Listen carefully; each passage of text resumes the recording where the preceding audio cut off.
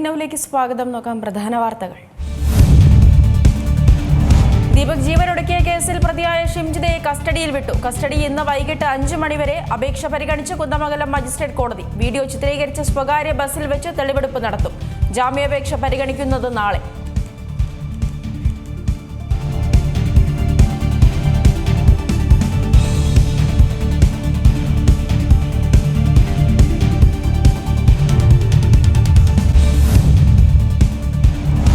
ശബരിമല സ്വർണ്ണക്കൊള്ളയിൽ നിയമസഭയിൽ പ്രതിപക്ഷ പ്രതിഷേധം. ബാനറുകളുമായി MLA-മാർ. അയ്യപ്പന്റെ സ്വർണം കട്ടവർ അമ്പലം വിഴുങ്ങികളെന്ന പരാമർശം.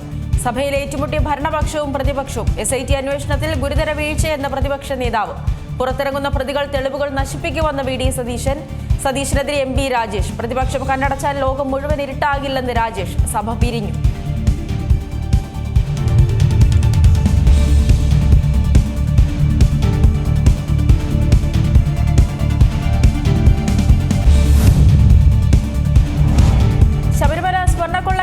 മുഖ്യപ്രതി ഉണ്ണികൃഷ്ണൻ പോറ്റിക്ക് ജാമ്യം 90 ദിവസത്തിനകം കുറ്റപത്രം സമർപ്പിക്കാത്ത പശ്ചാത്തലത്തിൽ പോറ്റിയെ പൂട്ടാൻ EDയും പുറത്തിറങ്ങിയാലുടൻ ഉണ്ണികൃഷ്ണൻ പോറ്റിയെ ചോദ്യം ചെയ്യും. സമൻസ് തയ്യാറാക്കിയ അന്വേഷണ ഉദ്യോഗസ്ഥർ.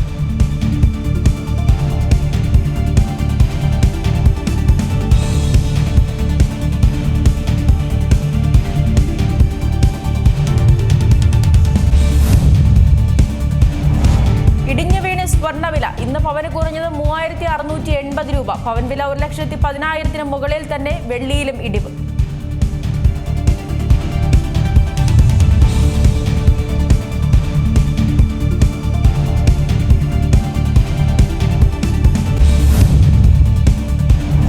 മാവേലിക്കരയിൽ മദ്യലഹരിയിൽ പോലീസ് വാഹനം ഓടിച്ച ഉദ്യോഗസ്ഥൻ. അപകടകരമായി വാഹനം ഓടിച്ചത് മാന്നാർ സ്റ്റേഷനിലെ ഉദ്യോഗസ്ഥൻ. അപകടയാത്ര കായംകുളം ചെട്ടികുളങ്ങര റോഡിൽ.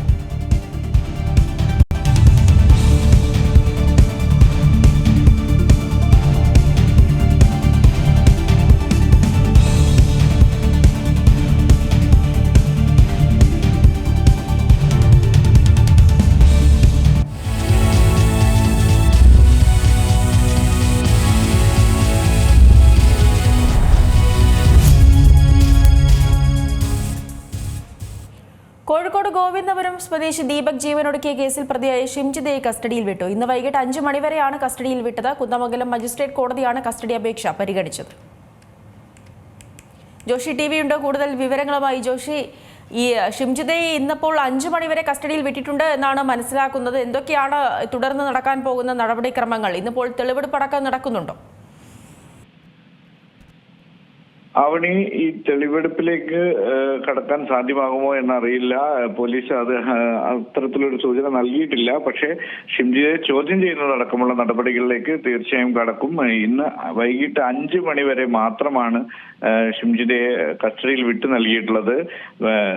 പോലീസ് ആവശ്യപ്പെട്ടിരുന്നത് കുറഞ്ഞത് 2 ദിവസത്തെയെങ്കിലും കസ്റ്റഡി ആവശ്യപ്പെട്ടിരുന്നു. അതായത് സംഭവം നടന്ന സ്വകാര്യ ബസ്സിൽ ഉൾപ്പെടെ എത്തിച്ച് തെളിവെടുപ്പ് അടക്കമുള്ളവ നടത്തേണ്ടതുണ്ട്, അന്വേഷണം കൂടുതൽ വിശദമായി നടത്തേണ്ടതുണ്ട് തുടങ്ങിയ പ്രാഥമികമായ മൊഴി മാത്രമേ രേഖപ്പെടുത്തിയിട്ടുള്ളൂ.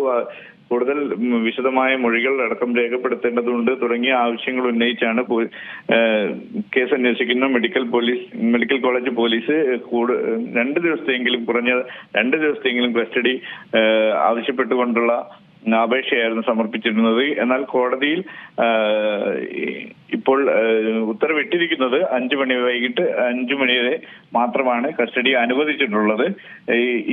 ഈ കസ്റ്റഡിയിലേക്ക് നീങ്ങുന്നതിന് മുൻപ് തന്നെ കോടതിയിൽ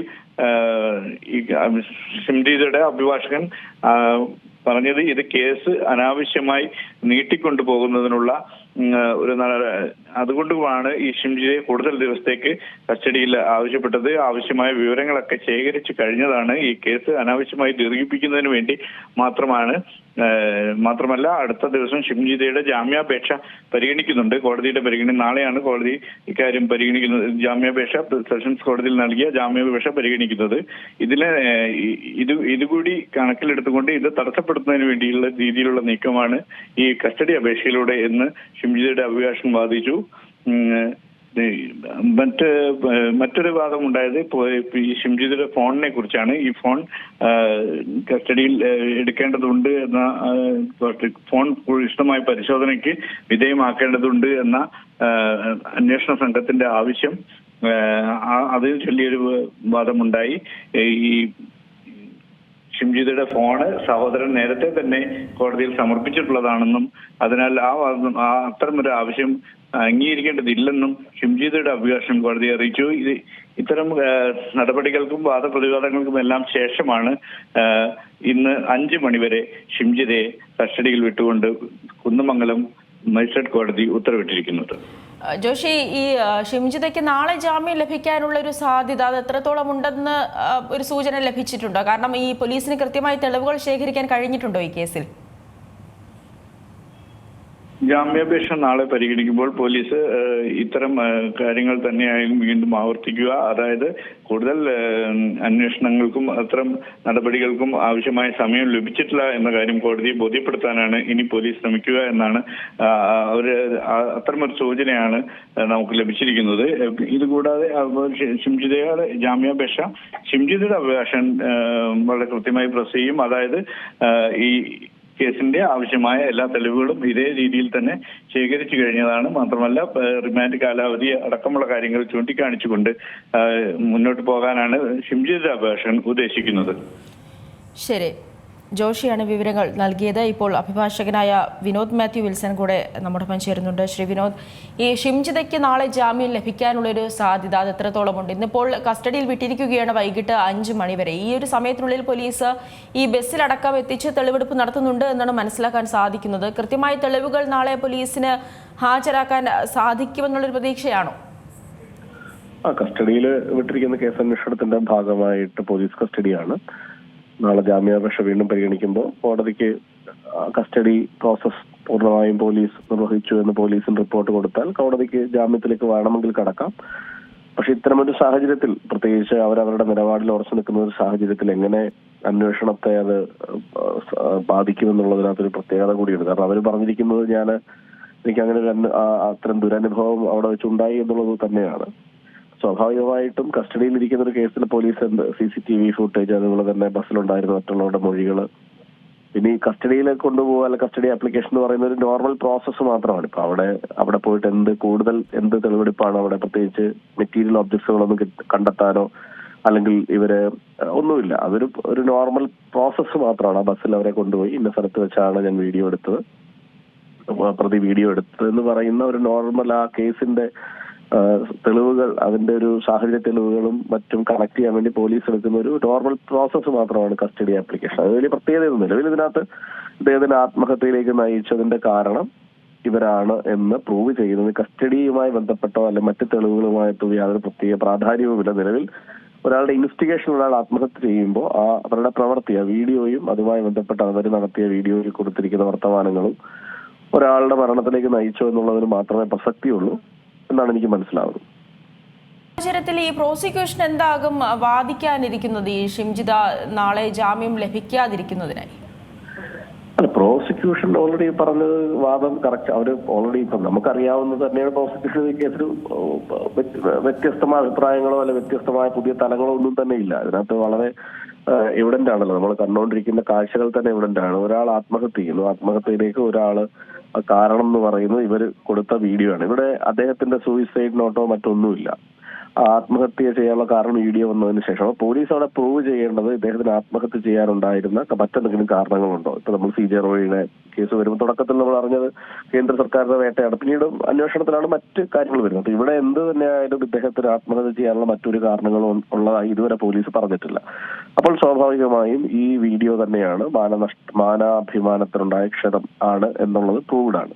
രണ്ടാമത്തെ വിഷയം, അത് ഈ വീഡിയോ ഇദ്ദേഹത്തിന് ജീവിച്ചിരിക്കാൻ മറ്റൊരു സാധ്യത ഉണ്ടായിരുന്നു. അതായത് ആത്മഹത്യ എന്ന് പറയുമ്പോൾ നാട്ടിലെല്ലാവരും ഒരു വീഡിയോ വന്നതിന് പുറത്ത് ആത്മഹത്യ ചെയ്യാൻ പോയി കഴിഞ്ഞാൽ അങ്ങനെയാണെങ്കിൽ ഇവിടുത്തെ മാധ്യമപ്രവർത്തകർ എത്രമാത്രം 306 പ്രതിയാകേണ്ടി വരും, നാളെ ഒരു അലിഗേഷൻ എന്നെ മാനം കെടുത്തി എന്ന് അല്ല.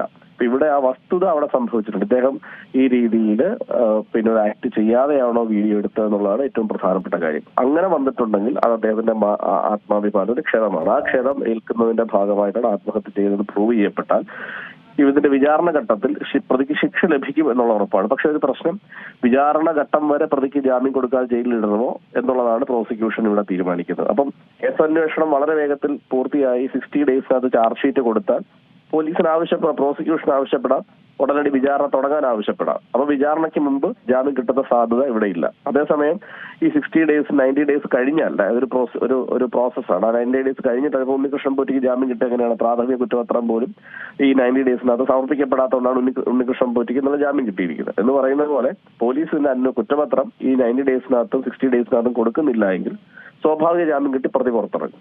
പോലീസ് വേണമെങ്കിൽ അന്വേഷണം പൂർത്തിയാക്കി ഉടനടി ജാമ്യം കുറ്റപത്രം ഫയൽ ചെയ്താൽ ഈ വിചാരണ ജയിലിൽ കിടത്തിക്കൊണ്ട് തന്നെ ഇപ്പോൾ കിട്ടിയിരിക്കുന്ന അതേപോലെ തന്നെ ഇട്ടതുകൊണ്ട് വിചാരണ പൂർത്തിയാക്കി ശിക്ഷ കൊടുത്ത് വീണ്ടും ജയിലിടാൻ സാധിക്കും. അത് പ്രോസിക്യൂഷൻ അത് തീരുമാനിക്കപ്പെട്ടിട്ടുണ്ടോ എന്നുള്ളതാണ് ചോദ്യം. അതെ, ഇപ്പോൾ താങ്കൾ ഈ പറഞ്ഞതുപോലെ ആത്മാഭിമാനത്തിനേറ്റ ക്ഷതം അതാണ് ജീവനെടുക്കാൻ ദീപകിനെ പ്രേരിപ്പിച്ചതെന്ന് പറയുന്ന സാഹചര്യത്തിൽ ഒരു പക്ഷേ ഷിംജിതയ്ക്ക് ശിക്ഷ ലഭിച്ചേക്കാം. എന്നാൽ ഈ ഷിംജിതയ്ക്ക് നേരെ ഈ ഒരു ലൈംഗിക അതിക്രമം നടന്നു എന്ന് തെളിയിക്കാൻ സാധിക്കുകയാണെങ്കിൽ എന്തായിരിക്കും മുന്നോട്ടുള്ള നടപടികൾ? തീർച്ചയായിട്ടും അത് ദീപകിന്റെ കേസിനെ പ്രോസിക്യൂഷൻ ഷിംജിതയ്ക്ക് എതിരെ എടുത്തിരിക്കുന്ന കേസിനെ തീർച്ചയായിട്ടും അത് ബാധിക്കും. അത് സ്വാഭാവികമായിട്ടും അവിടെ ഇദ്ദേഹത്തിന് നിയമപരമായ പോരാട്ടം നടത്താമായിരുന്നില്ലേ? കാരണം ഒരു സ്ത്രീയെ സംബന്ധിച്ച് അവളുടെ ദേഹത്ത് ഒരാൾ തൊടുന്നു, ബുദ്ധിമുട്ടുണ്ടാക്കുന്നു, മൊബൈൽ ഫോണിലൊക്കെ വീഡിയോ പ്രചരിപ്പിക്കുന്നതിന് നിയമപരമായ തടസ്സം നമ്മുടെ നാട്ടിലില്ല. സ്വാഭാവികമായിട്ടും അങ്ങനെ സാഹചര്യം ഉണ്ട് എന്ന് പ്രൂവ് ചെയ്യപ്പെട്ടാൽ പോലീസ് ഇപ്പൊ എടുത്തിരിക്കുന്ന കേസൊന്നും റദ്ദ് ചെയ്ത് പോവുകയോ അല്ല ഇല്ലായ്മപ്പെട്ടു പോവുകയോ ചെയ്യത്തില്ല. പക്ഷെ കോടതിയിലേക്ക് പ്രതി തമ്മിൽ ഷിംജിത വരുമ്പോൾ പ്രതിയുടെ അഭിഭാഷകന് കൂടുതൽ വ്യക്തതയോടുകൂടി ഷിംജിതയ്ക്ക് വേണ്ടി കാര്യങ്ങൾ കൈകാര്യം ചെയ്യുന്നതിനും ഇത് ഈ കാരണം കൊണ്ട് അദ്ദേഹം ആത്മഹത്യ ചെയ്യേണ്ടതായിട്ടുണ്ടായിരുന്നില്ല. 306 പരിധിയിൽ ഷിംജിതയുടെ ആക്ട് വരില്ല എന്ന് തെളിയിക്കാനും പ്രതിഭാഗത്തിന് കഴിഞ്ഞാൽ അത് ഷിംജിതയ്ക്കെതിരെയുള്ള കേസിനെ വീക്കാക്കാനുള്ള സാധ്യത കാണുന്നുണ്ട്. ശരി, വളരെയധികം നന്ദി ശ്രീ വിനോദ് മാത്യു വിൽസൺ ഈ ഒരു ഘട്ടത്തിൽ പ്രതികരിച്ചതിന്. എന്തായാലും കോഴിക്കോട് സ്വദേശിയായ ദീപക് ജീവനൊടുക്കിയ കേസിൽ പ്രതിയായ ഷിംജിതയെ വീണ്ടും പോലീസ് കസ്റ്റഡിയിൽ വിട്ടിരിക്കുകയാണ്. കുന്നമംഗലം മജിസ്ട്രേറ്റ് കോടതിയാണ് ഇന്ന് വൈകിട്ട് 5 മണിവരെ ഷിംജിതയെ പോലീസ് കസ്റ്റഡിയിൽ വിട്ടിട്ടുള്ളത്. ഷിംജിത വീഡിയോ ചിത്രീകരിച്ച് സ്വകാര്യ ബസ്സിൽ വെച്ച് തെളിവെടുപ്പ് നടത്തുന്നതിന് വേണ്ടിയാണ് പോലീസ് കസ്റ്റഡി അപേക്ഷ നൽകിയിട്ടുള്ളത്. ഇപ്പോൾ കൗൺസിലറായ ടി റിനീഷ് കൂടെ നമ്മോടൊപ്പം ചേരുന്നുണ്ട്. ശ്രീ റിനീഷ്, ഈ നിലവിൽ ഷിംജിതയെ കസ്റ്റഡിയിൽ വിട്ടിരിക്കുകയാണ്. ഈ ബസ്സിൽ വെച്ച് തെളിവെടുപ്പ് നടത്തുന്നതിന് വേണ്ടിയിട്ടാണ് ഈ കസ്റ്റഡിയിൽ വിട്ടിട്ടുള്ളത്. ഇനിയിപ്പോൾ കൂടുതൽ ശക്തമായി തന്നെ പോരാടാൻ തന്നെയാണോ ഉദ്ദേശിച്ചിരിക്കുന്നത്? ഈ വിഷയത്തിനകത്ത് പോലീസിന്റെ ഭാഗത്തു നിന്ന് എനിക്ക് തോന്നുന്നത് ഇത്രയും ദിവസം കസ്റ്റഡിയിൽ വാങ്ങാത്തത് എന്താണെന്നുള്ളത് നമ്മൾ പരിശോധിക്കണം. സാധാരണ റിമാൻഡ് ആയിപ്പെട്ട 1-2 ദിവസത്തിനുള്ളിൽ തന്നെ കസ്റ്റഡിയിലേക്ക് വാങ്ങേണ്ടതാണ്. എന്തായാലും ഇപ്പൊ പോലീസ് കസ്റ്റഡിയിൽ വാങ്ങുന്നു, തെളിവെടുപ്പ് നടത്തുന്നു എന്ന് പറയുന്നത് സ്വാഗതാർഹമാണ്. ഞങ്ങളെ സംബന്ധിച്ച് ഇതിനകത്ത് ദീപകിന് നീതി കിട്ടണം എന്നുള്ളതാണ് ഞങ്ങളുടെ ആവശ്യം. അതിന് നിയമപരമായി ഏതറ്റവും ആ കുടുംബത്തോടൊപ്പം നിന്നുകൊണ്ട് ഏതറ്റം വരെയും പോകാൻ ഞങ്ങൾ തയ്യാറാണ്.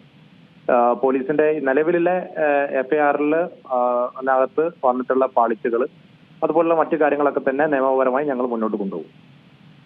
പക്ഷേ ഷിംജിതയ്ക്ക് തനിക്കെതിരെ നേരിട്ട ലൈംഗികാതിക്രമം തെളിയിക്കാൻ പറ്റുന്ന ഒരു സാഹചര്യമാണെങ്കിൽ നമ്മള് മാധ്യമ സുഹൃത്തുക്കളടക്കമുള്ള ഏതൊരാൾക്കും ആ ഷിംജിത അവരുടെ മൊബൈലിൽ തന്നെ പകർത്തി അവര് പോസ്റ്റ് ചെയ്തിട്ടുള്ള സോഷ്യൽ മീഡിയയിലൂടെ അവർ പ്രചരിപ്പിച്ചിട്ടുള്ള വീഡിയോ കണ്ടാൽ തന്നെ എല്ലാവർക്കും അറിയാം. ആദ്യത്തെ വീഡിയോയിൽ തന്നെ ഷിംജിതയും അദ്ദേഹം തമ്മിൽ ഏകദേശം നല്ല ഡിസ്റ്റൻസിലാണ് നിൽക്കുന്നത്. രണ്ടാമത്തെ വീഡിയോയിലാണ് അവരങ്ങോട്ട് പോയി മുട്ടുന്ന രീതിയിലാണ് ആ വീഡിയോ രണ്ടാമത്തതിൽ നമുക്ക് കണ്ടാൻ സാധിക്കും. ഈ 2 വീഡിയോയും ശാസ്ത്രീയമായ തെളിവാണ്. ശാസ്ത്രീയമായി അത് തെളിയിക്കപ്പെടട്ടെ. മറ്റൊരു കാര്യം, ഈ വിഷയത്തിനകത്ത് ബസ്സിലുണ്ടായിരുന്ന തൊഴിലാളികളുടെ മൊഴി പോലീസ് രേഖപ്പെടുത്തിയിട്ടുണ്ടല്ലോ. അതിനകത്ത് അവരെ തന്നെ ഇത്തരത്തിലൊരു സംഭവം നടന്നതായിട്ട് കണ്ടിട്ടില്ല. ബസ്സിലെ CCTVക്കകത്ത് അത്തരത്തിലൊരു വിഷയം നടന്നതായിട്ട് കാണാൻ സാധിച്ചിട്ടില്ല. അതിനകത്ത് ആ ബസ്സിൽ യാത്ര ചെയ്ത ഒരു വ്യക്തി പോലും അങ്ങനെ ഒരു സംഭവം നടന്നതായിട്ട് പോലീസിനോട് ഇതുവരെ മൊഴി നൽകിയിട്ടില്ല. അതോടൊപ്പം തന്നെ ഈ വ്യക്തി ഷിംജിത എന്ന വ്യക്തി ഇതുമായി ബന്ധപ്പെട്ട് ഒരു പോലീസ് സ്റ്റേഷനിലും അവരുടേതായ ഒരു പരാതിയും നൽകിയിട്ടില്ല.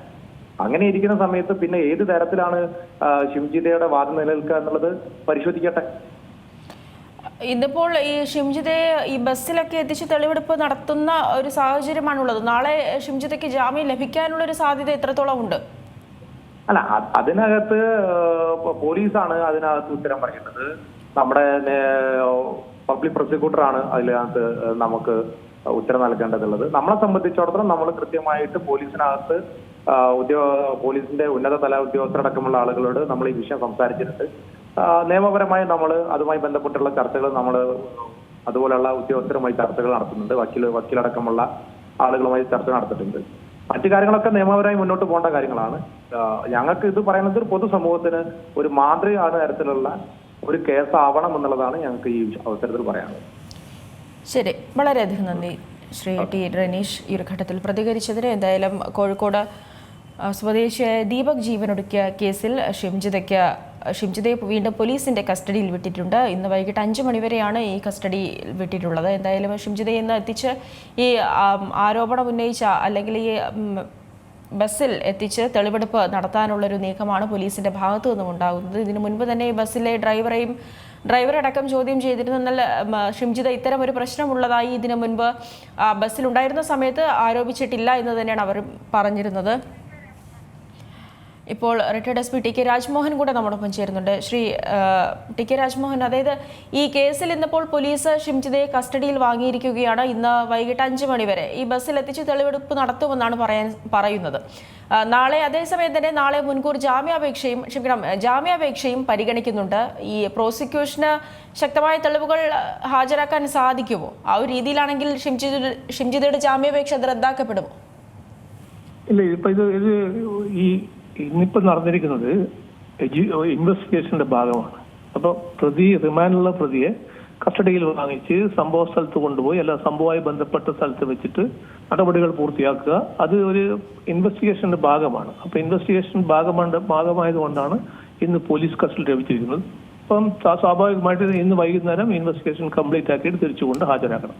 അത് കഴിഞ്ഞാൽ തീർച്ചയായിട്ടും നാളെ അവർക്ക് ബെയിലിന് മൂവ് ചെയ്യാൻ പറ്റും. അപ്പോൾ ബെയില് സ്വാഭാവികമായിട്ടൊരു സ്ത്രീ ആയതുകൊണ്ടും ഈ കേസ് തന്നെ ഒരു കോൺട്രവേഴ്സി ഉള്ളതുകൊണ്ടും പിന്നെ കൂടാതെ ഈ പരാതിക്കാരന്റെ മരണവും പിന്നെ കൂടാതെ ആ പരാതിക്കാരൻ ഇവരുടെ ഒരു ആക്ഷൻ കൊണ്ട് അയാളെ സൂയിസൈഡ് ചെയ്തു.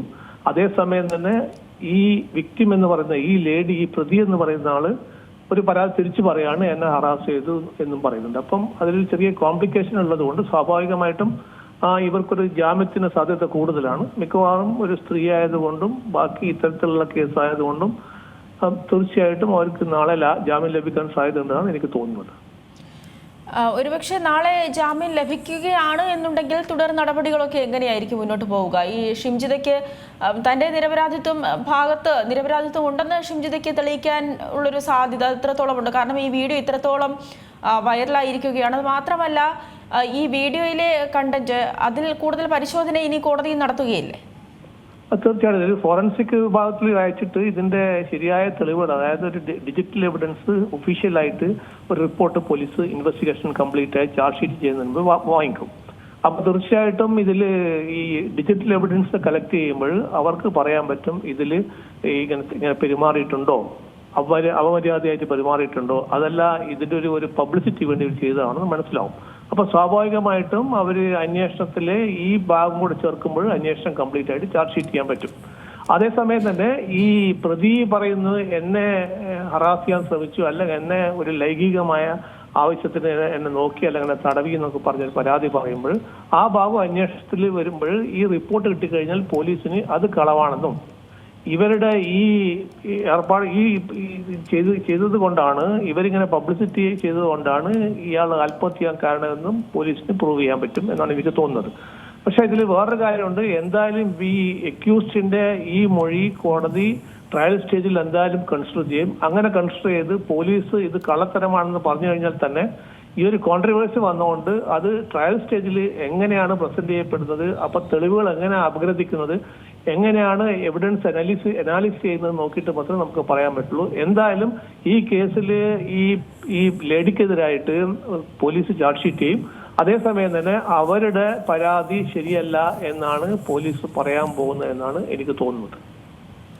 ശരി, വളരെയധികം നന്ദി ശ്രീ ടി കെ രാജ്മോഹൻ ഈ ഒരു ഘട്ടത്തിൽ പ്രതികരിച്ചതിന്. എന്തായാലും ഷിംജിതയുടെ ജാമ്യാപേക്ഷ നാളെ പരിഗണിക്കാനിരിക്കെയാണ് ഇന്ന് പോലീസ് കസ്റ്റഡിയിൽ വാങ്ങിയിട്ടുള്ളത്. 5 മണിവരെയാണ് ഷിംജിതയെ പോലീസ് കസ്റ്റഡിയിൽ വിട്ടിട്ടുള്ളത്. കുന്നമംഗലം മജിസ്ട്രേറ്റ് കോടതിയാണ് ഇന്ന് 5 മണിവരെ ഷിംജിതയെ പോലീസിന്റെ കസ്റ്റഡിയിൽ വിട്ടിട്ടുള്ളത്. ഈ വീഡിയോ ചിത്രീകരിച്ച് സ്വകാര്യ ബസ്സിൽ വെച്ച് തെളിവെടുപ്പ് നടത്തുന്നതിന് വേണ്ടിയാണ് പോലീസ് കസ്റ്റഡി അപേക്ഷ നൽകിയിട്ടുള്ളത്. അതേസമയം തന്നെ ഈ ലൈംഗികാരോപണ പരാതിയിൽ ഉറച്ചു നിൽക്കുന്നുവെന്ന് തന്നെയാണ് ഷിംജിത പ്രതികരിക്കുന്നത്. വെറുതെ ഒന്നും പറയുന്നില്ലല്ലോ എന്നും ഷിംജിത പറയുന്നുണ്ട്. ദീപകിന്റെ മരണത്തിന് ശേഷം കുടുംബം നൽകിയ പരാതിയിലാണ് ഷിംജിതയുടെ അറസ്റ്റ് രേഖപ്പെടുത്തിയിട്ടുള്ളത്. നാളെ ജാമ്യാപേക്ഷ പരിഗണിക്കുമ്പോൾ ഏറെ നിർണായകമാണ്. ഷിംജിതയ്ക്ക് തനി പറയുന്ന വാക്കിൽ ഉറച്ചു നിന്നുകൊണ്ടൊരു തീരുമാനം അത് കോടതിയെ അറിയിക്കാൻ സാധിക്കുമോ എന്നുള്ളതാണ് ഏവരും ഉറ്റുനോക്കുന്നത്.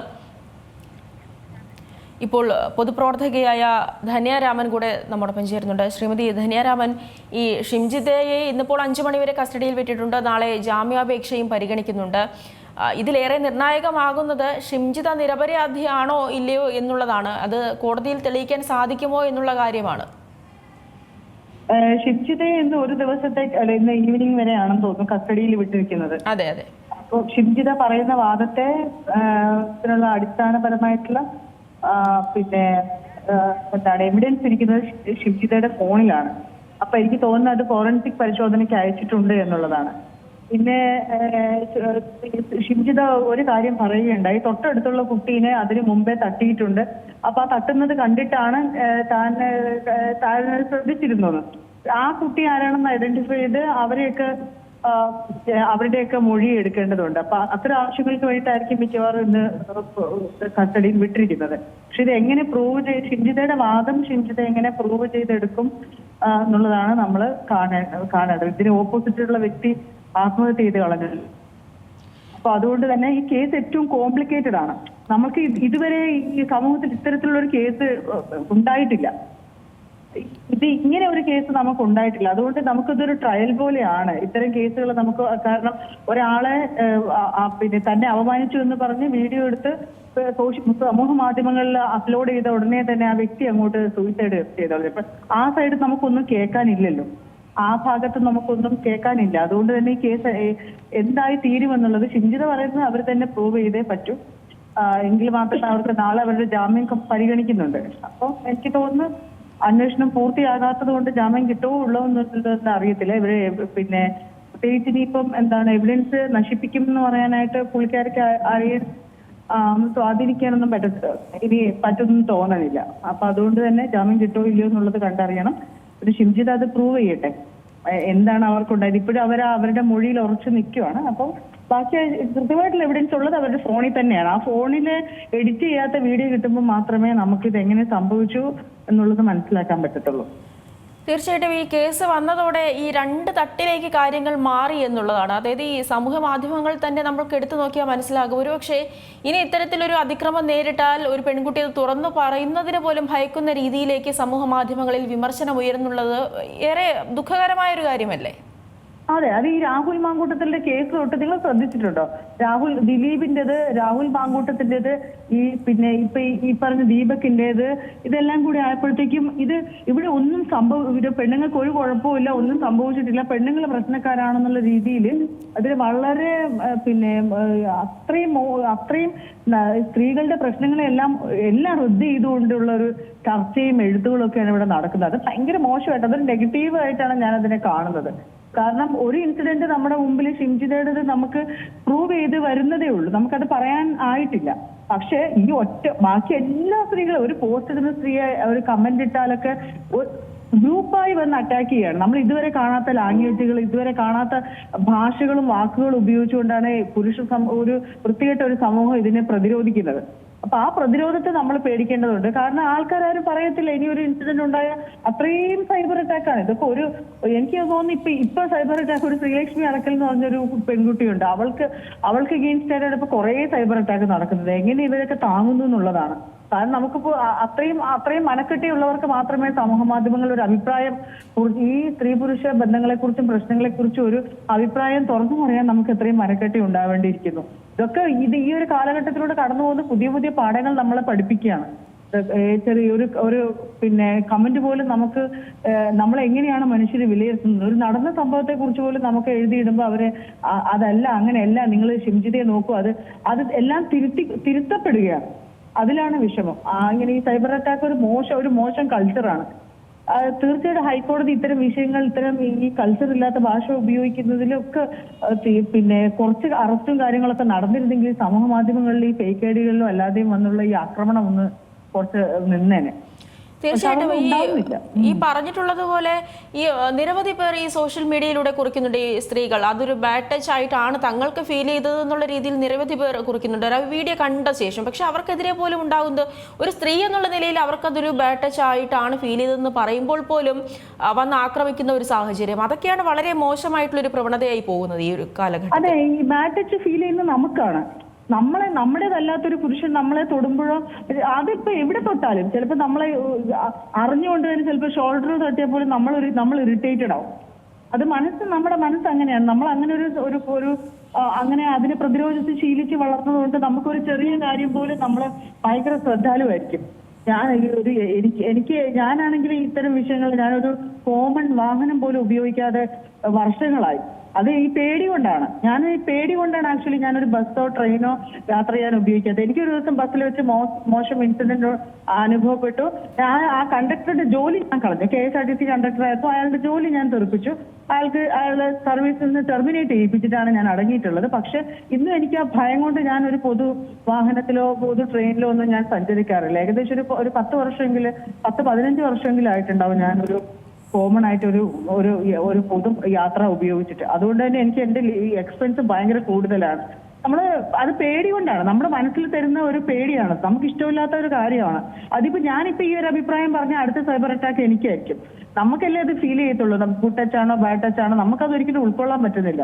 തീർച്ചയായിട്ടും എനിക്ക് തോന്നുന്നു മറ്റുള്ള വിഷയങ്ങളെക്കാട്ടിലും കൂടുതലായി ഈ ഒരു വിഷയത്തിൽ ഇപ്പോൾ സ്ത്രീകൾക്കൊന്നും അഭിപ്രായം പറയാൻ പോലും ഉള്ളൊരു സ്വാതന്ത്ര്യം ഇല്ലാതായി പോയി. ഒരു അഭിപ്രായം പറഞ്ഞാൽ ഈ പറഞ്ഞതുപോലെ കമന്റുകളായും അല്ലെങ്കിൽ മോശം ഭാഷയിലാണ് പ്രതികരിക്കുന്നതൊക്കെ പോലും. നിങ്ങൾ കണ്ടിട്ടുണ്ടോ? ഗ്രൂപ്പ് അറ്റാക്ക് ആണ്. അതായത് ഇപ്പൊ നേരത്തെയൊക്കെ ഒരാളാണ് കമന്റ് ഇടുന്നത്. ഇതിപ്പോ എനിക്ക് തോന്നുന്നു പേ ചെയ്ത് ഇപ്പൊ ഈ കുറെ കമ്മീഷനുകളൊക്കെ രൂപപ്പെടുന്നുണ്ട്. അതിൽ ആൾക്കാർ, എനിക്കറിയാവുന്ന ഈ പോലീസ് ഡിപ്പാർട്ട്മെന്റിന്റെ അതിന്റെയൊക്കെ ലീഡ് ചെയ്യുന്ന ആൾക്കാർ തന്നെ ഏകദേശം 15ഓളം കേസിലെ പ്രതികളാണ്. അതിനെ ആ മെൻസ് അസോസിയേഷനൊക്കെ ലീഡ് ചെയ്തുകൊണ്ട് പോകുന്ന ആൾക്കാരുടെ പേരിൽ ഇവിടെ സ്പെഷ്യൽ ബ്രാഞ്ചിന്റെ റിപ്പോർട്ടുണ്ട്. വട്ടിയൂർക്കാവ് സ്റ്റേഷനില്, പൂജപ്പുര സ്റ്റേഷനില്, മ്യൂസിയത്ത്, ഫോർട്ടിലൊക്കെ എല്ലാ കേസിലെയും പ്രതികളാണ് ഈ മെൻസ് അസോസിയേഷനൊക്കെ ലീഡ് ചെയ്തുകൊണ്ട് പോകുന്നത്. അതുകൊണ്ട് തന്നെ ഇവരൊക്കെ ആവശ്യത്തിന് ഫണ്ട് വരുന്നുണ്ട്. സ്ത്രീകളെ ഇങ്ങനെ ആക്രമിക്കാനായിട്ടും ഇങ്ങനെ ഒരു ഗ്രൂപ്പ് അറ്റാക്ക് നടത്താനായിട്ടും ഇവർക്കൊക്കെ ഫണ്ട് വരുന്നുണ്ടെന്നാണ് എനിക്ക് മനസ്സിലാക്കാൻ സാധിച്ചത്. അതുകൊണ്ട് ഇവർ കുറെ സിം എടുത്ത് അതിനെ ഉപയോഗിച്ചുകൊണ്ട് ശരിക്കും അതിനെ യൂസ് ചെയ്യുവാണ്. അപ്പൊ ഇതിന്റെ പിന്നിൽ ഒരു ഭീകര എന്താ പറയണ്ടേ, പോക്സോ കേസിലൊക്കെ പ്രതികളാണ് അതിനകത്ത് കൂടുതലും ഉള്ളത്. ആ സംഘടനയിലുണ്ട് പിന്നെ പല കേസുകളിലെ പ്രതികളാണ്. കാരണം ഈ വിഷയം എന്നെ ഒരു ദിവസം ഈ അസോസിയേഷൻ ഇവരെ ഉപദ്രവിക്കുന്നു പറഞ്ഞ് ഭയങ്കര ചലഞ്ച് ചെയ്തിരുന്നു ആ ഗ്രൂപ്പില്. അപ്പൊ അവര് എന്നെ ചാണകവെള്ളം തെളിക്കാനായിട്ട് അവര് ഏകദേശം 3 ലക്ഷം രൂപയോളം പിരിച്ചു എന്നാണ് ആ ഗ്രൂപ്പ് തന്നെ കിട്ടിയത്. അതിന്റെ എവിഡൻസ് എന്റെ കയ്യിലുണ്ട് തന്നെ. അതായത് മാധ്യമപ്രവർത്തകർ പരസ്യമായിട്ട് ചോദ്യം ചെയ്യുകയും ചെയ്തിരുന്നു ഒരു പ്രോഗ്രാമിനിടെ. അപ്പൊ ഇതൊക്കെ നമ്മൾ കണ്ടുവരുന്നത്. ഇതൊക്കെ കൃത്യമായിട്ട് ഫണ്ട് ഇറക്കിയുള്ള കളികളാണ് ഇപ്പൊ നടക്കുന്നത്. എന്നാലേ ഇതുപോലെ സ്ത്രീകളെ ഒതുക്കി നിർത്താൻ പറ്റൂ, കേസുകൾ ഒതുക്കാൻ പറ്റൂ. ഇപ്പൊ ഷിംജിതയെ തന്നെ അറസ്റ്റ് ചെയ്ത് ഇത്രയും ദിവസം ജയിലിലായപ്പോ ഒരു പുരുഷ സമൂഹത്തിനൊരു കോൺഫിഡൻസ് ആണ്. ഇനി ഇവളമാരെ എന്തെങ്കിലും പറഞ്ഞു കഴിഞ്ഞാൽ ഇതേപോലെ അകത്തിടാൻ പറ്റും എന്നുള്ളൊരു കോൺഫിഡൻസ് ആയിട്ട് നടക്കുന്ന ഒരു വിഭാഗമുണ്ട്. അവരെയൊക്കെയാണ് നമ്മൾ പേടിക്കേണ്ടത്. കുഞ്ഞുങ്ങളായാൽ പോലും നമ്മൾ പിന്നെയും പ്രതിരോധിച്ച് നിൽക്കും. പക്ഷെ കുട്ടികളൊക്കെ ഇതുപോലെ ആക്രമണം നേരിട്ട് എന്ത് ചെയ്യും? അവർ പറയാൻ തന്നെ ഭയപ്പെടും. അതൊക്കെ ഒരു മോശം അവസ്ഥയിലോട്ടാണ് നമ്മുടെ ഈ സാഹചര്യങ്ങളെ കൊണ്ടുപോകുന്നതെന്നാണ്. ശരി, വളരെയധികം നന്ദി ശ്രീമതി ധന്യരാമൻ ഈ ഒരു ഘട്ടത്തിൽ പ്രതികരിച്ചതിന്. എന്തായാലും കോഴിക്കോട് സ്വദേശിയ ദീപക് ജീവനൊടുക്കിയ കേസിൽ പ്രതിയായ ഷിംജിതയെ കസ്റ്റഡിയിൽ വിട്ടിരിക്കുകയാണ്. ഇന്ന് വൈകിട്ട് 5 മണിവരെയാണ് കുന്ദമംഗലം മജിസ്ട്രേറ്റ് കോടതി ഷിംജിതയെ കസ്റ്റഡിയിൽ വിട്ടിട്ടുള്ളത്. അതോടൊപ്പം തന്നെ നാളെ ജാമ്യാപേക്ഷയും കോടതി പരിഗണിക്കുന്നുണ്ട്. വാർത്താ ബുള്ളറ്റിൻ പൂർണ്ണമാവുന്നു. നമസ്കാരം.